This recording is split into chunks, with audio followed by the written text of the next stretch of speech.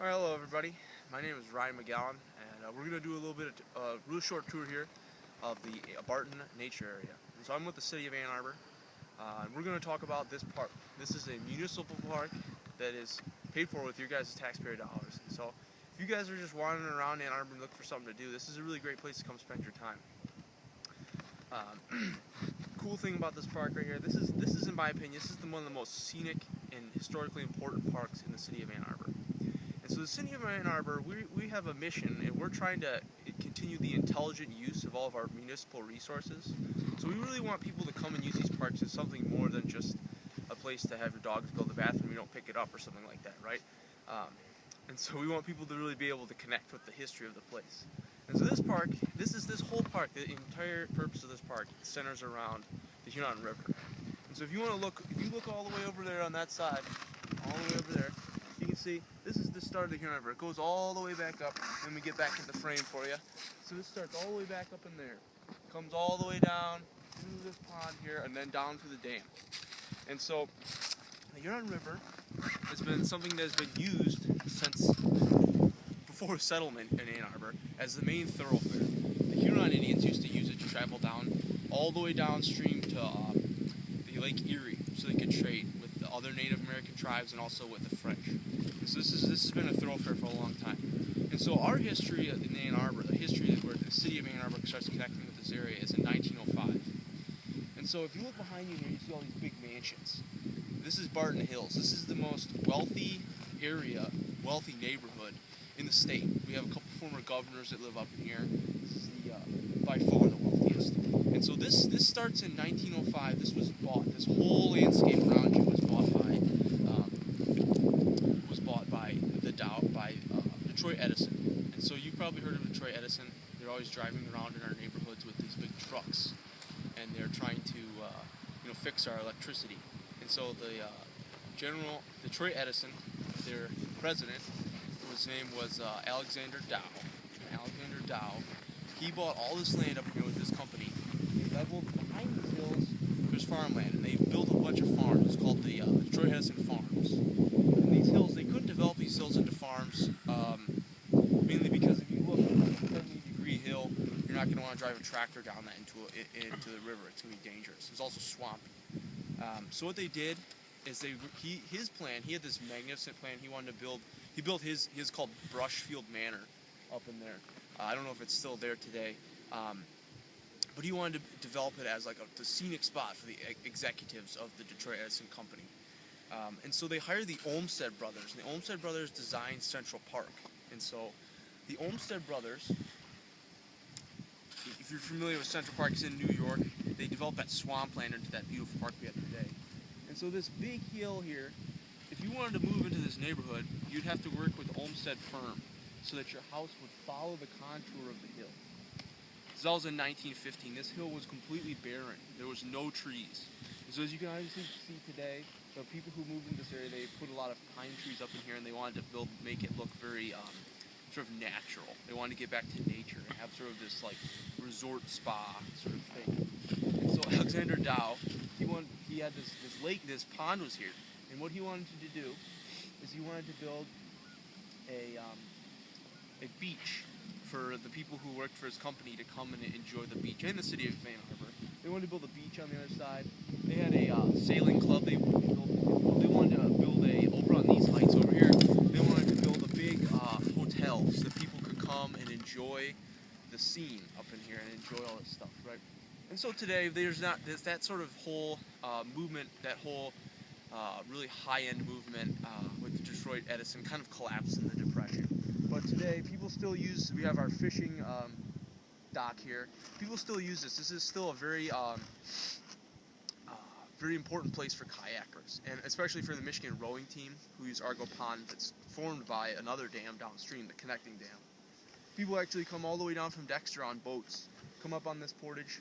And so what we've built just recently, if you want to come over here and look really quick, right over here, this long railing here is so that you can take your canoe all the way down below the dam safely and continue on your way to Gallup Park. And so let me just get back in frame here. And so that's kind of kind of our newest addition here to make this so that you can continue to use the park just as it was intended. And so another really great story about Barton Hills is that if you look up into these hills here, way up in these hills, in 1998, somebody was actually deciding to expand their home. And so they wanted to expand the basement, expand the side of their home.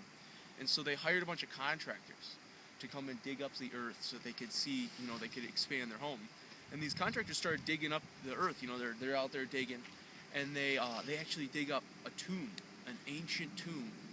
And they actually got the University of Michigan Museum of Archaeology over there. And then the professor John O'Shea, he was looking at the grave, and they were amazed. They were looking at this, they were amazed. They thought originally that it was like a crime scene, and then they looked at the bones, and the bones were 1,000 years old. And they were in a stone-lined grave in the ground. And in that grave, there was this really, really tall woman, really tall, young Native American princess.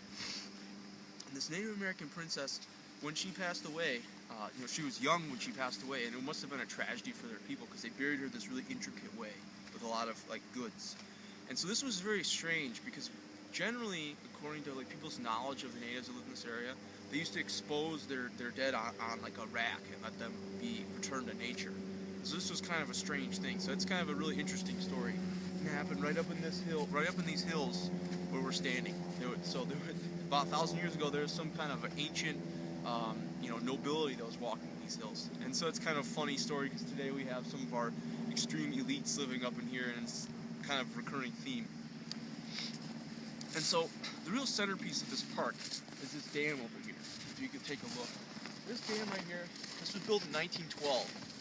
And so when Dow came in here with all of his wealthy people and built the Barton Hills, they didn't want to destroy the scenery of the area.